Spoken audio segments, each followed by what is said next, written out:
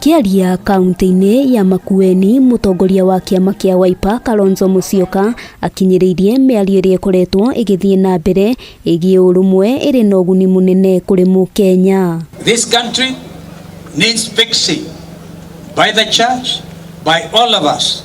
And if it is a country under the rule of law, but above all under God, then it behoves all of us to live together peaceably. Kalonzo uria niwe muikariri giti kamiti-ini ya miario ya WUIGUANO mwena wa ngwataniro ya AZIMIO akumithitie atongoria aria makoretwo makimenereria miario yo, akiuga a Kenya ni marabatara thayu noguo miario yo ni ya mwanya. Our bishops came and spoke to us and said, stop maandamano, give dialogue a chance.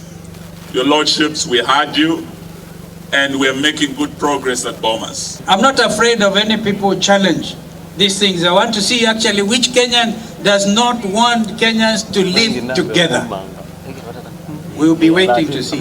Kalonzo aritie hindi ya igongona ria kuhingura diocese jeru kaunti-ini ya Makueni, igongona riria rigwikinyitio ni namba nene ya etikia a kanitha wa Gatoleki kuma kaunti-ini itiganite. We established the new diocese of Wote as a suffragan of the Metropolitan Church of Nairobi and its Metropolitan Bishop, subject to the right of the Archbishop for the time being of the same Metropolitan Church. Diocese ino ya Wote iritongoragio ni muthikabu Paul Kariuki Njiro na amuritwo thutha wa magongona mothe megemaine na witikio wa kanitha uyu gutabanio.